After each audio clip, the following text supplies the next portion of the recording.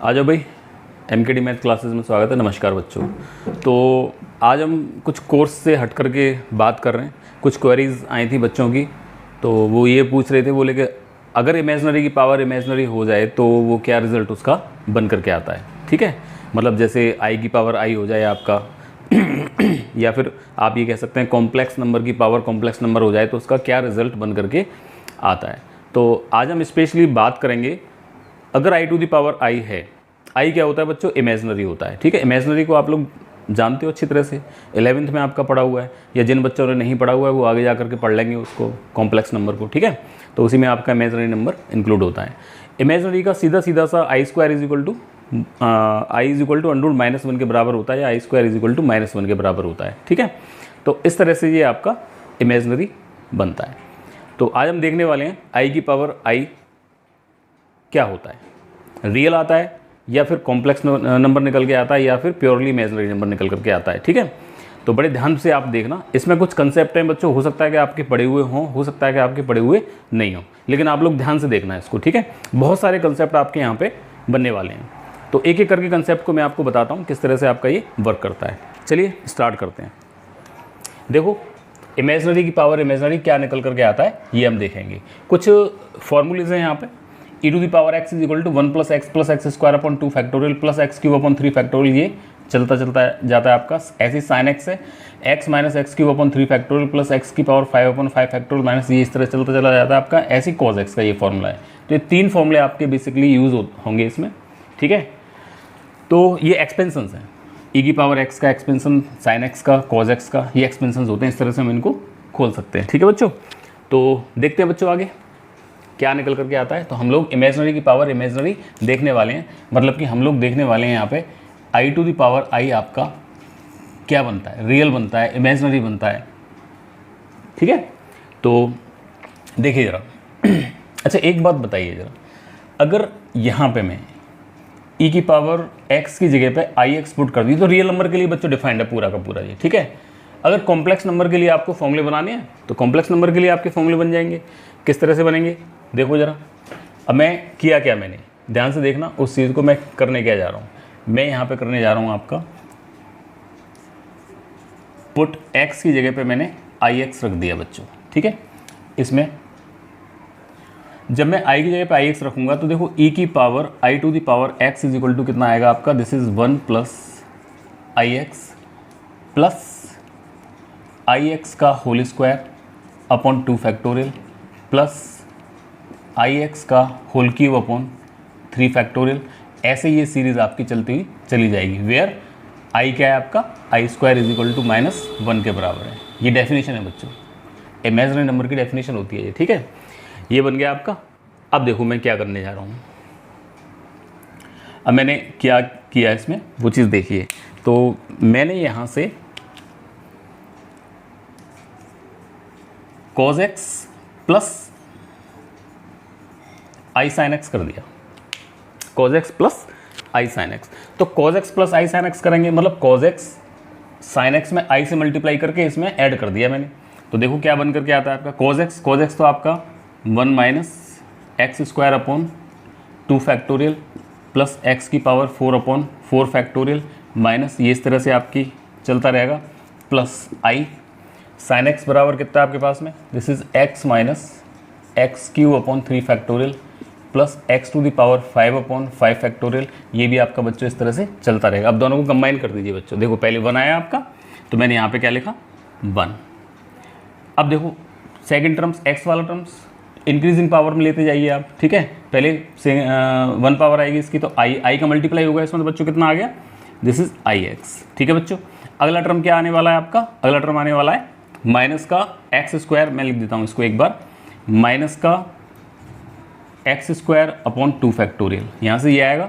फिर क्यूब वाला टर्म्स आएगा, देखो ये वाला क्यूब वाला टर्म्स आ रहा है आपका, तो ये आपका बनने वाला है दिस इज प्लस, या फिर माइनस में रखो इसको, ये आपका minus i x cube upon 3 factorial. ठीक है, अगला वाला क्या बनने वाला है आपका, this is plus x to the power 4 upon 4 factorial. बस मैं इतने ही ले रहा हूँ, बाकी और सारे टर्म्स आपके क्लियर होते चले जाएंगे। ठीक है, आ रही बच्चों बात समझ में। ये ले लिया। अच्छा आप जानते हो आई स्क्वायर इज इक्वल टू -1 के बराबर होता है, तो बताइए बच्चों आई क्यूब किसके बराबर होगा? -i के बराबर होगा। आई टू द पावर 4 किसके बराबर होगा?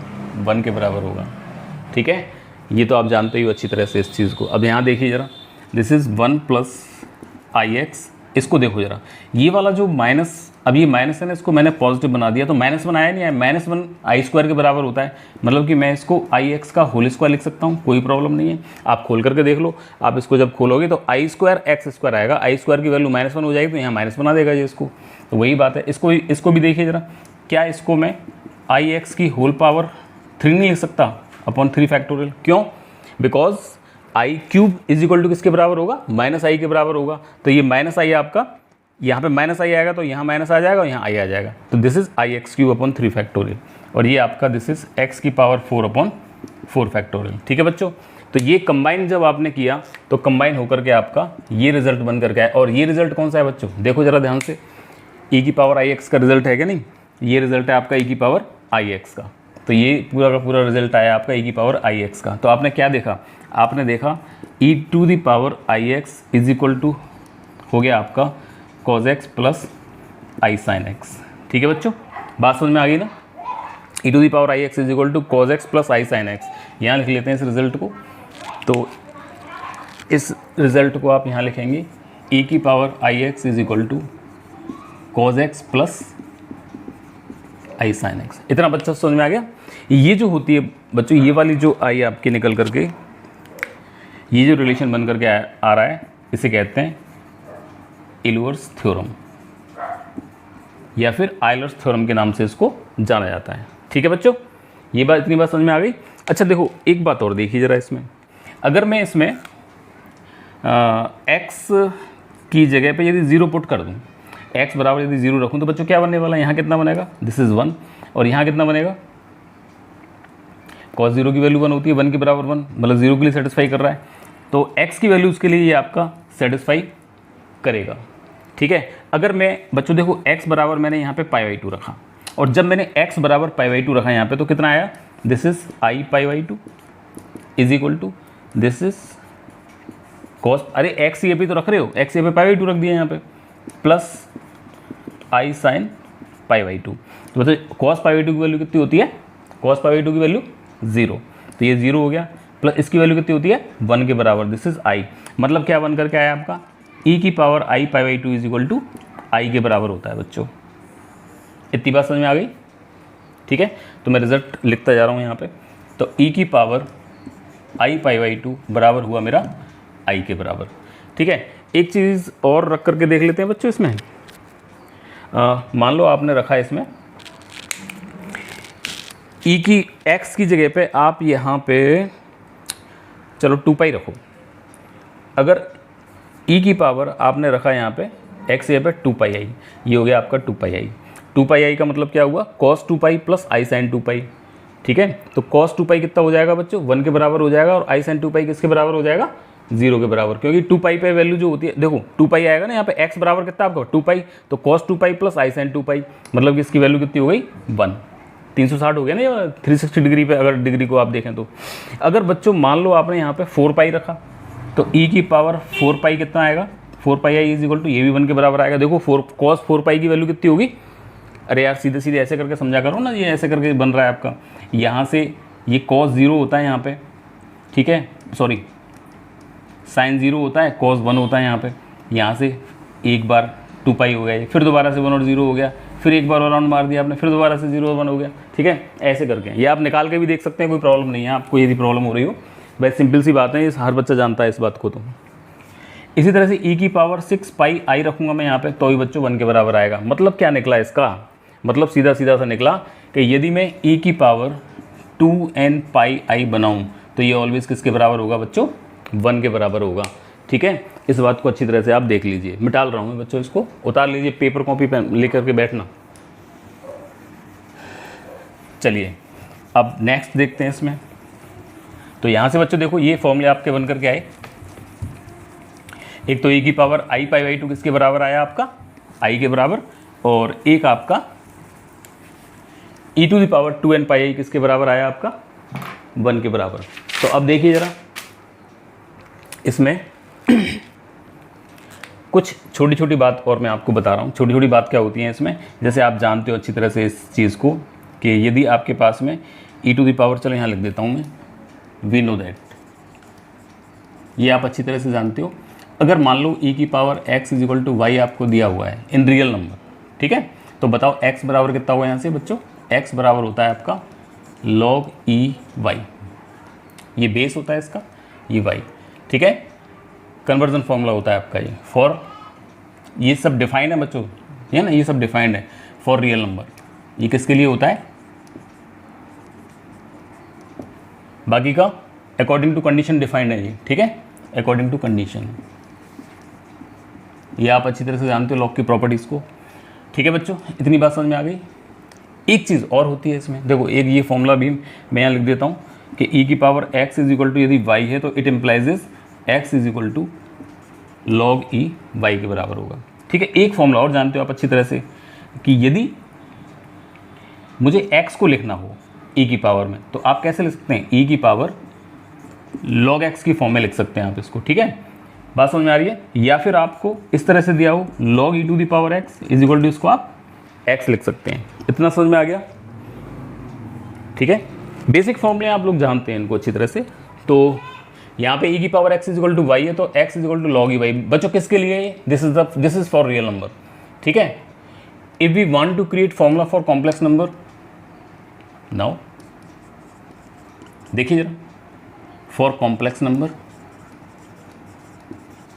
अगर कॉम्प्लेक्स नंबर के लिए भी आपको बनाना है तो बच्चों बन जाएगा, बहुत सिंपल सी बात है। x plus i y is equal to आपके पास में क्या दिया हुआ है, कोई भी कॉम्प्लेक्स नंबर, देखो ये भी कॉम्प्लेक्स नंबर, ये भी कॉम्प्लेक्स नंबर ले लीजिए, तो p प्लस आई क्यू, मान लो ये मैंने कॉम्प्लेक्स नंबर ले लिया एक बच्चों, ठीक है, ये e की power x plus i y is equal to p plus i q, ये कॉम्प्लेक्स नंबर आपका हो गया। भाई रियल नंबर के लिए देखो ये डिफाइंड है आपका, तो ऐसे ही करके मैंने कॉम्प्लेक्स नंबर के लिए भी डिफाइन कर लिया। तो कॉम्प्लेक्स नंबर के लिए डिफाइन करोगे तो x प्लस आई वाई पूरा दिस वन, x कितना आ रहा है लॉग ई वाई, तो यहाँ से x प्लस आई वाई कितना आएगा बच्चों, x plus i y is equal to log e p plus i q. ये बच्चों प्रिंसिपल फॉर्म में हमने निकाला है इसको, ठीक है, यहाँ से वैल्यू आपकी स्मॉल लॉग की निकल के आएगी। कैपिटल लॉग में यदि चेंज करना होता है तो कैपिटल लॉग जब भी यूज़ किया जाता है ऑलवेज वो आपका स्टैंडर्ड फॉर्म के लिए यूज़ किया, जनरल वैल्यूज़ के लिए यूज़ किया जाता है, ठीक है। वो कैसे यूज़ करते हैं उसको भी आप देख लीजिए कैसे निकल करके आता है आपका, ठीक है। अच्छा बच्चों एक बात बताओ, देखना जरा, ध्यान से देखना जरा, नाउ यदि आप इसमें इस तरह से करें, ये क्या आपके पास, दिस इज e की power x plus i y into 1 कर दूं तो कोई परेशानी है यार इसमें, बताओ, कोई परेशानी नहीं है भाई। ये वाला आपने लिया, मान लो इक्वेशन नंबर 1 आपने यूज़ किया और ये आपका इक्वेशन नंबर 2 है आपका ये, तो मुझे नहीं लगता भाई 1 का मल्टीप्लाई करने पे कोई परेशानी होती है। मैंने केवल इसमें 1 का दोनों तरफ मल्टीप्लाई कर दिया, इधर भी कर दिया और इधर भी कर दिया, 1 का मल्टीप्लाई, कोई फ़र्क नहीं पड़ा, ठीक है। अब देखिए जरा, this is e to the power x plus i y into 1 किसकी वैल्यू है, जरा देखें ध्यान से, 1 है e की पावर 2n पाई आई की वैल्यू, तो दिस इज e की power 2n pi i is equal to कितना है आपके पास में p प्लस आई क्यू। मतलब क्या हुआ, मतलब this is x plus i y plus 2n, अरे यार अच्छी तरह से जानते हो आप, अगर a की पावर x इंटू a की पावर y हो तो आप क्या करते हैं, a की पावर x प्लस y हो जाता है, एक्सपोनेंट वाली जो प्रॉपर्टी लग जाती है आपकी, ठीक है। तो ऐसे ही मैंने इसमें लगा दिया, तो यहाँ से दोनों जुड़ गए जी, जुड़ करके कितना आया, this is p plus i q. अब taking log both the sides, अब देखो n आ गया ना तो मुझे कैपिटल लॉग इसमें यूज़ करना पड़ेगा। तो जब कैपिटल यूज़ किया मैंने लॉग, तो देखो इस वाले फॉर्मूले से अगर e की power x is equal to y है तो x बराबर कितना निकल के आया, इतना, तो यहाँ से कितना है मेरे पास में, this is x plus i y plus का 2n pi i is equal to p plus i q, ठीक है बच्चों, इतना निकल करके आ गया। अभी नहीं, अभी मैंने लॉग यहाँ नहीं लगाया, देखो जरा ध्यान से, अभी केवल x बराबर लिखा है, मैंने लॉग लगाना है, तो यहाँ पे लॉग क्या लगेगा आपका, this is capital log, log e p plus i Q. बात समझ में आ गई बच्चों, इसको मैं इधर लिख लेता हूँ, उसको उधर ले जाता हूँ, तो देखिए जरा, this is log e p plus i q is equal to, अब ये देखो x प्लस आई वाई यहाँ आएगा, है ना, x प्लस आई वाई यहाँ पे आएगा आपका, तो x प्लस आई वाई की वैल्यू कितनी है आपकी, जरा देख लीजिए, this one by equation 2 x plus i y is equal to log e p plus i q, this one is log e p plus i q और plus का 2n pi आई, ठीक है बच्चों, ध्यान से समझना है इसको। ये आपका जनरल वैल्यूज़ के लिए फॉर्मूला आपका यहाँ पे क्रिएट हो गया। ठीक है, तो मैं इसको भी यहाँ लिख लेता हूँ।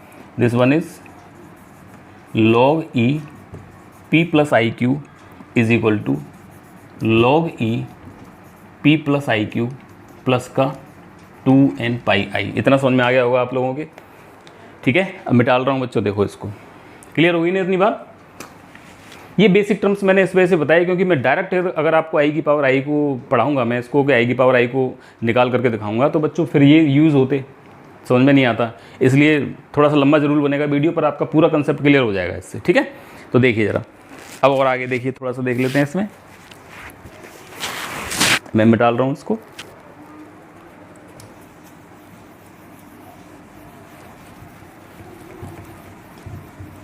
यहाँ तक शायद क्लियर हो गया होगा आपका। ठीक है, अब देखिए ज़रा, अब बेसिकली वो आपसे क्या पूछ रहा है।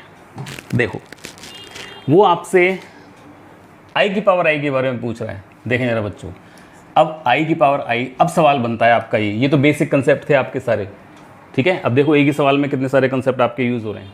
ठीक है, तो देखिए ज़रा, आई की पावर आई को आप बच्चों कैसे लिख सकते हैं, अभी मैंने आपको बताया। देखो, अगर कोई भी x लिखा हो आपका, तो उस x को आप किस फॉर्म में लिख सकते हैं, e की पावर log x। तो मैं ऐसे ही, लेकिन मैं यहाँ पे कैपिटल लॉग यूज़ करूँगा बच्चों, क्योंकि मैं जनरल वैल्यू में इसको लेकर के चल रहा हूँ, तो मैं कैपिटल लॉग इसमें यूज़ कर रहा हूँ। ठीक है, तो देखिए कैसे लिख सकते हैं। दिस इज e की पावर log i की पावर आई। बेस तो e है ये आपका यहाँ पे। ठीक है, अगर बेस कहीं नहीं लगाऊँ तो अभी e चल रहा है, पूरे सवाल में e बेस चलेगा। e की पावर log i, अब ये आप जानते हो, देखो what is this, this is e की पावर i log i। अरे log m की power n is equal to m log m नहीं होता, उससे मैंने कर दिया इसको। बराबर क्या है आपका, देखो यहाँ ले लेते हैं, चलो, इज इक्वल टू e की power i। What is log i? देखिए जरा, आप log p plus i Q की यदि आपको दिया हुआ है तो आप उसको log p plus i q plus 2n pi आई लिख सकते हैं, है ना। अब ये भी कॉम्प्लेक्स नंबर है, आई भी एक तरह से कॉम्प्लेक्स नंबर ही होता है, 0 प्लस आई की फॉर्म में हम उसको लिख सकते हैं। ठीक है, तो मैंने इस कैपिटल लॉग को स्मॉल लॉग में चेंज कर दिया। स्मॉल लॉग में जब आप चेंज करेंगे बच्चों, तो देखो क्या बनने वाला है ये आपका, दिस इज ये वाला लॉग, है ना। ये आई तो ये आ गया आपका, ये वाला लॉग ले रहा हूँ मैं। This one is log I.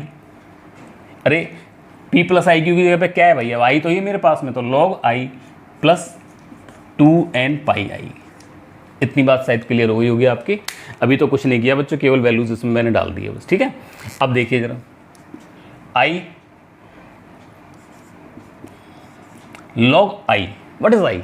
I को देखें जरा, आई की वैल्यू कितनी है बच्चों, यहाँ से e की पावर आई पाई बाई 2, तो यहाँ मैंने पुट कर दिया log e की power I pi by 2 plus का 2n पाई आई।